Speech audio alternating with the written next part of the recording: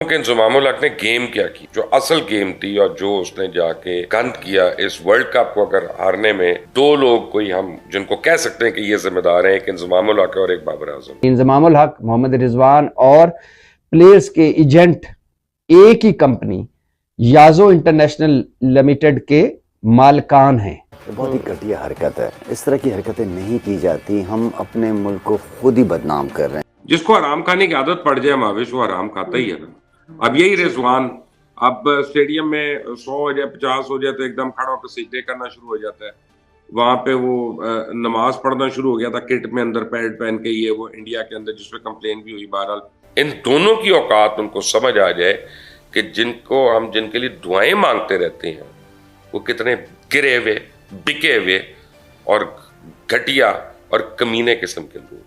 Chief selector कौमी cricket team Inzamam-ul हक ने ओहदे से इस्तीफा दे दिया। इस्तीफा चेयरमैन पीसीबी मैनेजमेंट कमेटी जका अशरफ को भेज दिया। इंजमामुल हक पर बरतानिया में प्लेयर्स एजेंट के साथ पार्टनरशिप का इल्जाम है। जिस तरीके से इसको मीडिया में लेके आए, कौन? शोएब जट लेके आया। क्यों लेके आया शोएब जट? ये अगर चेयरमैन ने भी हरकत की है, चेयरमैन से ये हरकत हुई है या की है, आई एम वेरी सॉरी, ये बहुत घटिया हरकत है ये जिसने भी की। इंजमामुल हक, बाबर आजम, मोहम्मद रिजवान, तलत, ये सारे जो है कैसे शामिल हैं पाकिस्तानी टीम को तबाह करने के लिए। लेकिन आज आपको मैं बताऊं कि इनका जो लालच है ना, उसकी कोई कैद ही नहीं है। आप भूल जाएंगे सियासतदानों की करप्शन को, आप भूल जाएंगे और लोगों की करप्शन को जब आपको इन क्रिकेटर्स का पता चलेगा।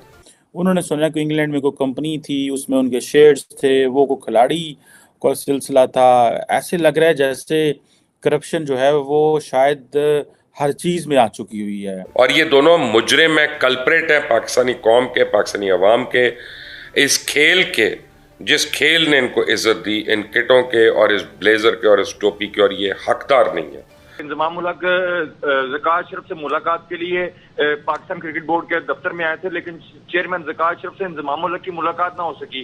ज़राए का ये कहना है कि इंजमामुल हक ने दिल बर्दाश्ता होकर अपना इस्तीफा जो है वो चेयरमैन को भिजवा दिया है। इंजमामुल हक ने जो सिलेक्शन की थी वो सही नहीं थी, क्योंकि ओपनिंग में उसने अपना भांजा रखा इमामुल हक।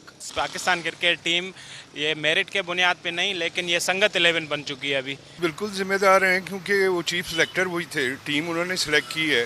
जो अच्छे प्लेयर्स हैं एक दो, उनको उन्होंने पीछे बिठा दिया है। जाहिर सी बात है वो जिम्मेदार हैं, इसी की जिम्मेदारी उठाएं, वो देखें हम क्या करते हैं। और अभी जो है ना, अभी सारा इमामुल हक और ये रिजवान, ये सारे हसन अली की वजह से, इन सारों की वजह से मैच हार गए हम। हमारा पाकिस्तान आज तक एक चीज में भी कामयाब नहीं हुआ। ये सारों ने जब एका हो गया टीम का और इंजमामुल हक ने इनको चाबी दी और समझाया कि ये तो हमारे पास मौका है, वर्ल्ड कप से पहले हम अरबपति बन सकते हैं। मैं आपको बताऊं कि आदमी सुनता है ना तो दिमाग खराब हो जाता है, और फिर जब लोगों के करतूत देखता है तो आदमी को गुस्सा भी आता है। कल मैंने आपको बताया था कि इंजमामुल हक, बाबर आजम, मोहम्मद रिजवान, तलत, ये सारे जो है कैसे शामिल हैं पाकिस्तानी टीम को तबाह करने के लिए। लेकिन आज आपको मैं बताऊं कि इनका जो लालच है ना, उसकी कोई कैद ही नहीं है। आप भूल जाएंगे सियासतदानों की करप्शन को, आप भूल जाएंगे और लोगों की करप्शन को जब आपको इन क्रिकेटर्स का पता चलेगा। अब आपको बताता हूं कि इंजमामुल हक ने गेम क्या की, जो असल गेम थी और जो उसने जाके गंद किया इस वर्ल्ड कप को अगर हारने में, दो लोग कोई हम जिनको कह सकते हैं कि ये जिम्मेदार हैं, एक इंजमामुल हक है और एक बाबर आजम है। और ये दोनों मुजरिम है, कल्प्रेट है पाकिस्तानी कौम के, पाकिस्तानी अवाम के, इस खेल के, जिस खेल ने इनको इज्जत दी, इन किटों के और इस ब्लेजर के और इस टोपी के, और ये हकदार नहीं है कि ये कहलाएं किसी भी तरह से कि ये पाकिस्तान के कैप इन्होंने पहनी हुई है या इन्होंने किसी वक्त भी पहनी। जालिम लोग हैं। आप ये देखें कि आपको मैंने कंपनी बताई थी जो खोली इंजमामुल हक ने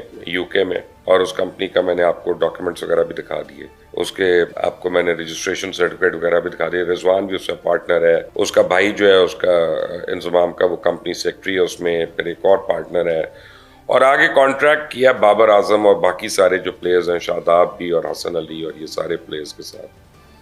ये तो मैं आता हूँ इसके ऊपर, ये तो मैंने आपको कल बेसिक स्टोरी बताई। लेकिन अब उसके बाद क्या किया कि ये सारों ने जब एका हो गया टीम का और इंजमामुल हक ने इनको चाबी दी और समझाया कि ये तो हमारे पास मौका है, वर्ल्ड कप से पहले हम अरबपति बन सकते हैं, हम क्यों मैच फिक्सिंग करें और हम क्यों स्पॉट फिक्सिंग करें। अभी तक हम स्पॉट फिक्सिंग पे छोटे छोटे पैसे कमाते रहे हैं। वो किस तरह से कि अलेजेडली स्पॉट फिक्सिंग पे जब आप एक नो बॉल करते हैं बताकर या आप एक वाइड बॉल करते हैं तो आपको उसका 4 से 5 हज़ार डॉलर मिल रहा है। आप नो बॉल आप यहाँ पे बैठ के एवरेज कैलकुलेट करें, अब ये तो 1 रन और मिल गया और 1 गेंद भी और मिल गई, अब एवरेज क्या हो गई, आपका हार्ट अटैक हो रहा होता है लेकिन उसका 5 हज़ार डॉलर उसके अकाउंट में आ रहा होता है। इसी तरह वाइड का, इसी तरह स्टंप मिस करने का, इसी तरह रन आउट मिस करने का वो रेट्स ज़्यादा होते रहते हैं। लेकिन असल गेम इन्होंने क्या की, सारी असल गेम ये की कि वर्ल्ड कप पे जाने से पहले, महीना पहले टीम ने कह दिया हमने वर्ल्ड कप नहीं खेलना और हम नहीं खेलेंगे। हमारे ऊपर क्रिकेट बोर्ड पैसे बनाता है तो क्रिकेट बोर्ड हमें पैसे देगा और वो एक मसला पड़ गया। और क्रिकेट बोर्ड में ऑलरेडी मसला पड़ा हुआ था कि ज़का अशरफ आए थे और ज़का अशरफ जो है वो अदालतों में फंसे हुए, ज़का अशरफ कोर्ट में फंसे हुए। इंज़मामुल हक ने आके ज़का अशरफ को कहा कि जो आईसीसी पेमेंट करती है ना पीसीबी को, पाकिस्तान क्रिकेट बोर्ड को, उस पेमेंट के इतने % जो है वो प्लेयर्स में जाएगा, वरना नहीं होगा। उनका यार ये कैसे हो सकता है, वो आईसीसी और पीसीबी का है, पूरी दुनिया में कोई बोर्ड जो है वो ये नहीं करता। उनका आपने करना है तो टीम खेलेगी, आपने नहीं करना तो टीम वर्ल्ड कप नहीं खेलेगी, आप जाने आपका काम जाने। अच्छा, उससे पहले अब ये टीम के नाम वाम भेज चुके हुए थे, यानी जो 16, 17, 18 प्लेयर्स होते हैं उनके नाम भी भेज चुके थे, तो वो विड्रॉ भी नहीं हो सकते थे उस स्टेज पे। अब सर पकड़ के बैठ गए। फाइनली उन्होंने बहस होना शुरू किया अमाउंट पे। अच्छा 30% होगा, 3% होगा, 25% होगा, 5% होगा। अब वो बहस हो रही है कि वो इतना कम, ये इतना ज़्यादा, वो इतना कम, इतना ज़्यादा। आर्म ट्विस्टिंग कर करके वो एक अमाउंट पे आ गए और वो कई अरब रुपया बनता है, वो सालाना कई अरब रुपया बनता है। और उस पे अब जब फाइनल हो गया, ज़का अशरफ ने सुख का सांस लिया, उनका चलो शुक्र है अब मान गए, उनका एग्रीमेंट करा दो।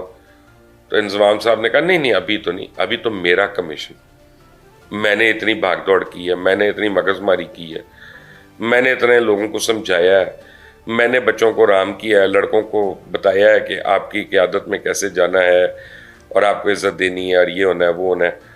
तो इंज़मामुल हक ने उस पूरे अमाउंट के ऊपर एक अपना कमीशन अलग से रख लिया।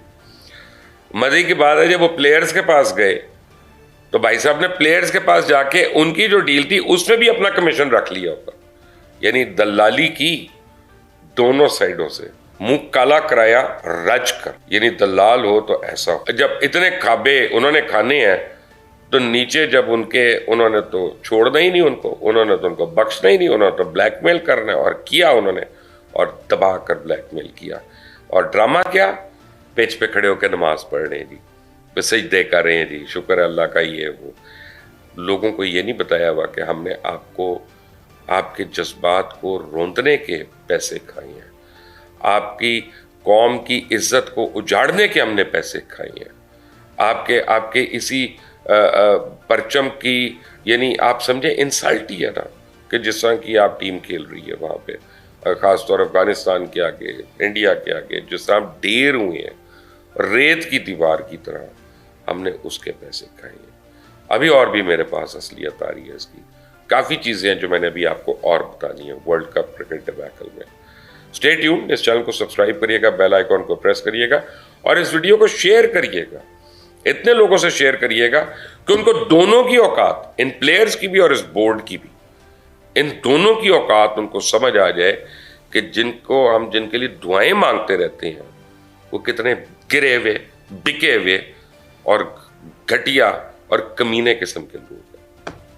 अल्लाह। दोस्तों, इस पूरे वीडियो को देखने के बाद अब आपको पता चल गया होगा कि पाकिस्तानी टीम क्या कर रही है और किस तरह से पाकिस्तानी टीम अपने लूटे पिटे देश को और ज़्यादा लूटने की कोशिश कर रही है। जिस प्रकार से पाकिस्तानी टीम के बहुत सारे खिलाड़ी इंजमाम उल हक के साथ मिलकर अपने देश को और अपने बोर्ड को लूट रहे थे, वहीं इंजमाम उल हक को भी हर एक पाकिस्तानी बहुत इज्जत की नज़रों से देखता था और जिस प्रकार से उन्होंने एक मौलवी जैसा लुक अपना रखा है, उसे देखते हुए पाकिस्तानी यही समझ रहे थे कि ये तो हमारा आलम दीन है। उसने ही सारे पाकिस्तानियों की भावनाओं को बिल्कुल भी नहीं समझा और पूरी टीम के साथ मिलकर पाकिस्तानी बोर्ड को भी ब्लैकमेल किया और चारों तरफ से पैसा लूटने की कोशिश की। दूसरी ओर ज्यादातर पाकिस्तानी मीडिया ये सबसे बड़े घोटाले को दबाने की कोशिश कर रहा है और ये बोल रहा है कि इंजमाम ने रिजाइन करके बहुत ही अच्छा काम किया। तो दोस्तों इसी को लेकर आप क्या सोचते हैं? आप अपनी राय कमेंट करके जरूर बताइए। अगर आपको ये वीडियो पसंद आया हो तो वीडियो को लाइक कर दें और हमारे चैनल को सब्सक्राइब कर लें।